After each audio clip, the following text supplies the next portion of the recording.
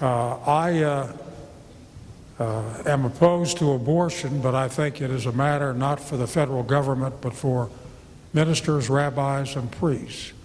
And I think if there is going to be if there are going to be abortions available, I believe it ought not to be determined by ability to pay. Well, we're taxpayers. That's our money they're using, for this. I know you are, and I'm trying to cut down the abortion rate. I've taken the lead on funding for abstention. I believe that our teenagers ought to have instruction and education to abstain from premarital sex, which creates unintended pregnancies. I think that we have a lot of work to do. I'm criticized for that by Planned Parenthood, which says we ought to tell our youngsters how to have safeguards, the day after pill, condoms, et cetera, et cetera. And my response to that is, if the parents want their teenage children to have sex education and have contraception, let them know it.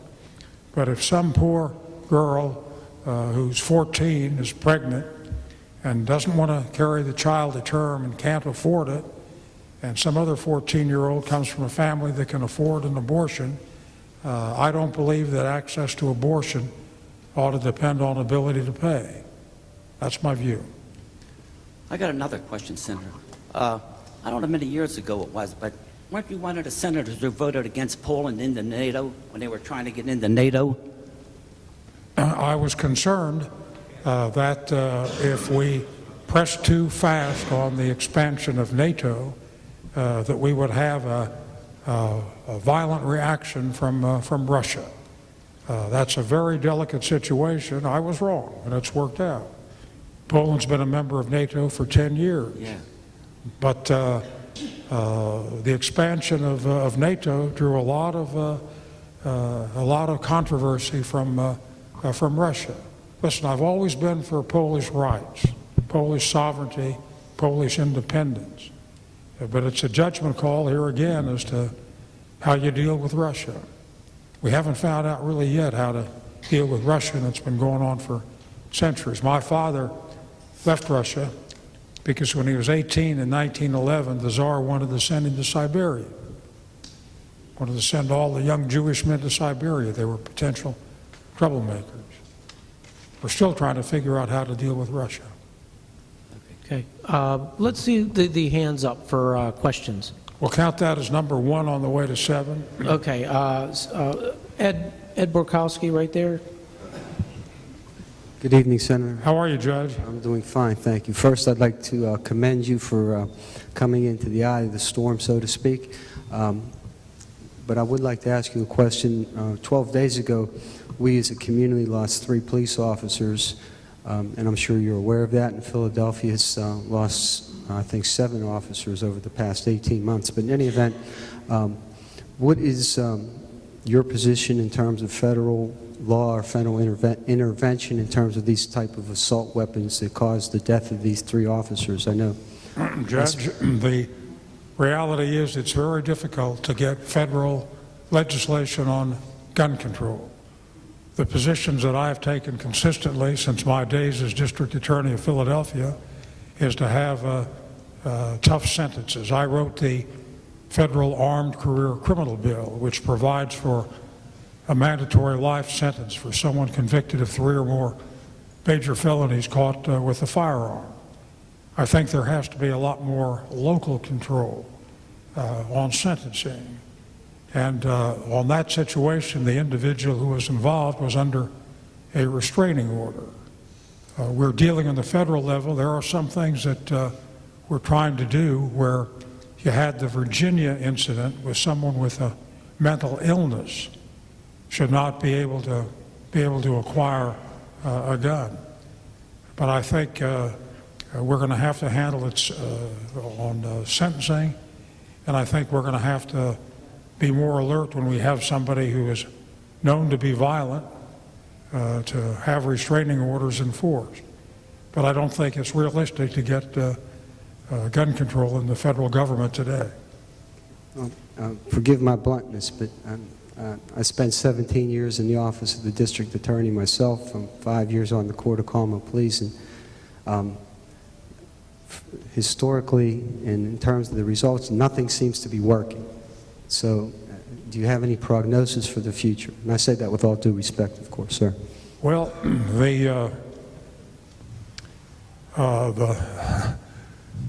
long-term answer is to try to get the criminals off the street and to have tough sentences where you have people violate the law with guns.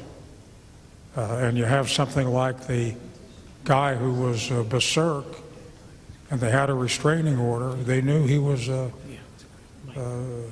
menace, it was a danger, and they had to take action to take him off the streets. Number 3 on the way to Okay, Senate. number 3 is Cynthia over there in the... Yes, ma'am. Hello, Senator. My name's Cynthia Molesky. You probably don't remember me, but I had the privilege of working with you and the late Senator John Hines on import restrictions for specialty steel Why and don't you put the mic down and I can hear you? on a number of issues for Mercy Hospital, on funding for adolescent health care in Pittsburgh and all kinds of things. And then I went on and worked with Governor Casey. I was in his cabinet, the late Governor Casey. But and all of these issues are extremely important, and I commend you on all your work in the last 30-some years in the Senate. You've done great work. But one issue keeps coming up that no one wants to talk about, and it's exacerbated now with the economic situation we have. And it's particularly keen in Western Pennsylvania more than it is in other parts of the state. And that is the pay equity question for women. And there have been a number of studies done in Western Pennsylvania that show that women who are on equal levels of education and credentials are paid much less than the 77 cents on a dollar than they are in other parts of the country. It's of concern. I know the Congress has been trying to improve that situation with the new Pay Equity Act, but I wonder what other kinds of steps can be taken, because it just continues to cause divisions that are undercurrents in the community, and people don't want to address it. And I'd like to know your thoughts on that. Well, if you're talking about equal pay for women for equal work, I believe that's the fair thing to do. And I have voted for it. The Supreme Court of the United States handed down a decision a couple of years ago and found 5-4 that the statute of limitations precluded equal pay. And it came into the Congress, and we reversed the Supreme Court. It was on a statutory matter where we could control it, not a constitutional issue. And in that circumstance, we're providing equal pay. I believe the glass ceiling ought to exist. Women who do the same job ought to get the same pay. I've been very active in hiring women in my office for a long time. I was elected district attorney of Philadelphia in 1965, when Ruth Bader Ginsburg was employed in the early 60s. At about that time, as a clerk, because no one would hire her as a lawyer, I was hiring women. First woman I hired was a woman named Jillian Gilhool in 1965. And I brought a lot of women in to be assistant DAs.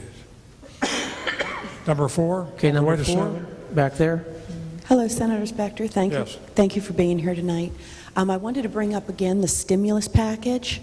I understand the need for it, and I realize that our infrastructure, a large portion of it's going for infrastructure. We have bridges collapsing and levees failing, and that's very important. But I think what a lot of the taxpaying citizens have problems with, whether it's the stimulus package in particular or any budget, is a lot of the useless earmarks that are put in, like we hear on the news, studying pig odor, those type of earmarks that don't make sense to the hardworking citizens.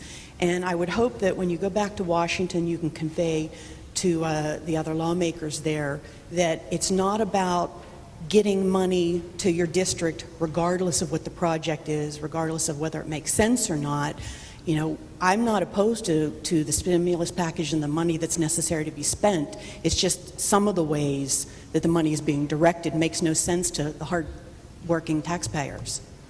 Well, you raise a point which